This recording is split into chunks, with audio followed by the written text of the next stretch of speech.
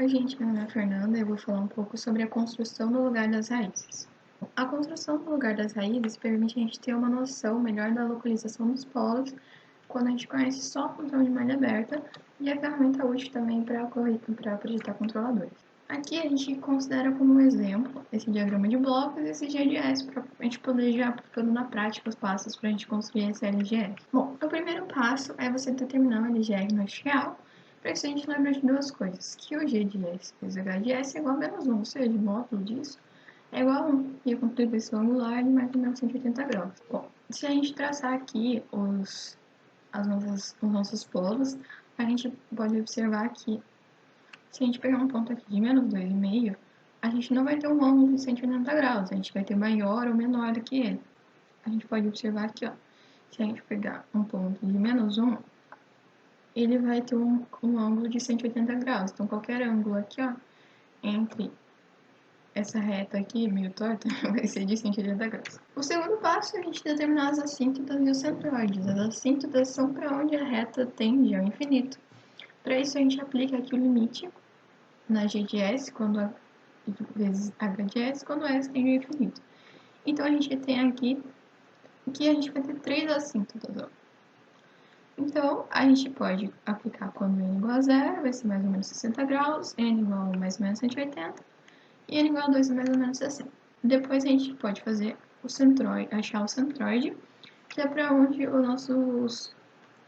de onde nossas assíntotas saem. Aqui a gente pode pegar a soma da parte real dos polos menos a parte real dos zeros, dividido pelo número de polos finitos menos o número de zeros finitos. E a gente vai ter que o nosso centroide ele parte de menos 1,667. Bom, nessa arte abstrata que eu fiz, a gente pode observar que ele vem aqui, ó, a parte de menos 1,667, a gente tem uma assíntota para cá, uma assíntota para cá e outra para cá. O terceiro passo é encontrar o ponto de partida do eixo real. Considerando aquela função que a gente pegou aqui, do limite, a gente isola o nosso K e a gente tem os pontos de partida. Então, a gente tem S ao cubo mais 5S ao quadrado mais 6S. A gente deriva o K e a gente pode ter essas seguintes raízes. A raiz. Como as raízes são múltiplas, a gente tem que ver qual é a melhor se encaixe, né? Se a gente pegar menos 2,5483 e observar aqui no LGR, a gente vê que o menos 2,54 não pertence ao nosso LGR. Então, a gente vai considerar essa outra raiz, menos 0,785. Aqui a gente pode observar o nosso LGR, né? De onde ele parte, menos 0,75, 74, 78, desculpa. E aqui a gente observa essa linha laranja onde o nosso K vai variando. Eu peguei aqui um códigozinho também para a gente ter como exemplo, para como a gente pode plotar esse nosso LGR no MATLAB. Oi pessoal, meu nome é Eduardo e agora eu vou falar um pouquinho sobre os controladores PI, PD e PID. Detalhando um pouco sobre o controlador PI, ou controlador proporcional integrativo. O objetivo desse controlador é minimizar ou até mesmo eliminar o erro em regime permanente. Ele é uma estrutura ativa, o que significa que quando você for projetar esse tipo de controlador, você tem que ter em mente que você vai necessitar de uma fonte. E ele é uma combinação, uma relação entre o ganho e a ação integradora. Ele tem essa cara aqui, vai ter sempre um ganho, que é representado pelo K, um zero e um polo na origem. Então, falando mais um pouquinho sobre o PI, eles são sistemas de controle, no caso, que tem o erro, aqui, né, na forma de entrada da planta, vai ter o erro, e a nossa integral do erro no tempo. O que essa integral no erro do tempo ela vai fazer? Ela vai permitir que a saída ela possa acompanhar a entrada com um erro muito menor. E esse erro ele pode chegar a zero, dependendo do que a gente tiver aqui nessa planta. Tá, então a gente já sabe que esse controlador PI ele tende a diminuir o erro. No caso, pode até zerar às vezes. Mas tem algum problema da gente usar ele? E a resposta é sim, tem. Se a ação dessa integral, se essa ação integrativa ela for muito acentuada, ela pode fazer com que o sistema fique meio instável, pode instabilizar o sistema. Agora falando um pouquinho sobre o controlador PD, que é o controlador proporcional derivativo. O objetivo desse controlador é acelerar a saída da planta, porque na entrada a gente vai ter então o erro e a derivada do erro no tempo. É essa derivada que faz com que o sistema ele se torne mais rápido, com que a saída seja mais rápida.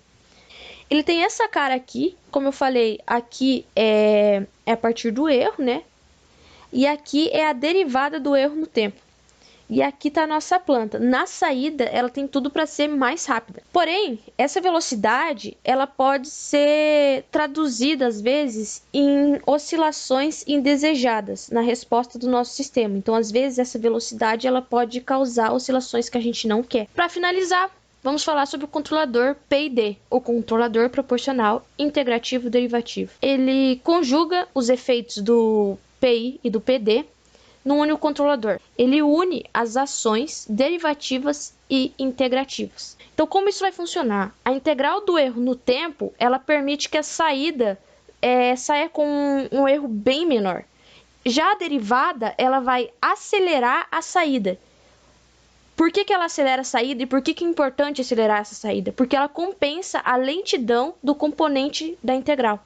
A cara do nosso PID é essa aqui. Então, aqui a gente tem o proporcional, que é o proporcional do erro. Aqui a gente tem o nosso integral do erro. E aqui a gente tem o derivativo do erro, que são basicamente a junção dos três em uma planta só. Olá pessoal, eu vou estar tratando com vocês um pouquinho um exercício sobre PI, para a gente tentar esclarecer um pouquinho das dúvidas que podem ter ficado.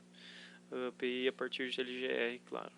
Bom, o exercício é o seguinte: a partir dessa planta, a gente tem que resolver o problema sobre sinal dado um amortecimento de 0.316, dado um XI de 0.316.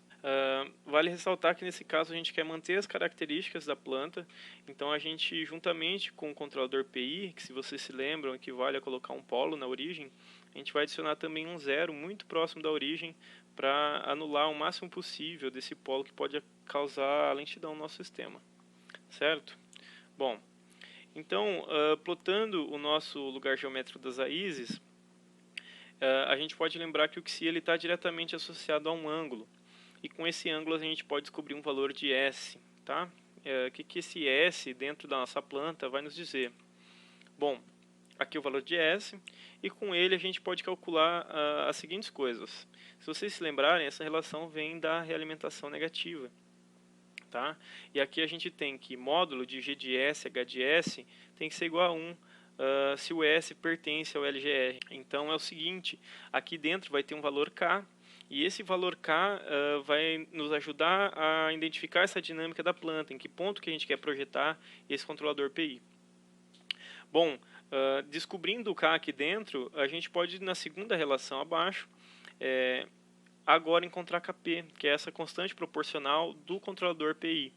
Com essa constante a gente pode calcular também o erro no regime permanente. Tá? Então a gente vai ver em que valor que a gente vai alcançar caso a gente não tenha adição desse controlador. Né? Bom, eu montei as plantas aqui então para a gente ter uma ideia do que está acontecendo.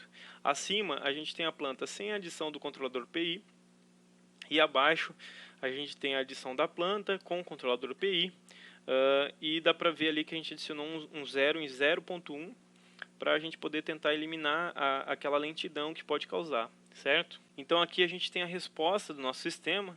A resposta mais abaixo é a sem adição de controlador, e a resposta mais acima com o nosso controlador PI.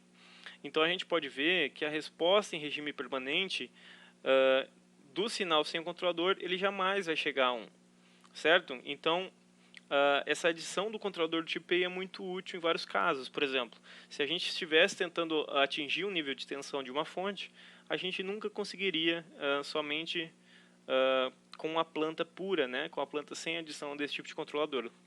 A gente pode ver que a resposta ficou um pouco mais lenta, como esperado, porque a gente não consegue eliminar totalmente aquele polo que foi adicionado na origem. Uma das soluções possíveis seria a adição de um controlador do tipo PD, para poder aumentar esse tempo de resposta. Somando os dois, a gente teria um PID, uma resposta mais rápida, que chega na referência em regime permanente que a gente quer, trazendo diversos benefícios para o nosso sistema. Certo? Eu espero que tenha ficado claro. O meu muito obrigado e até mais.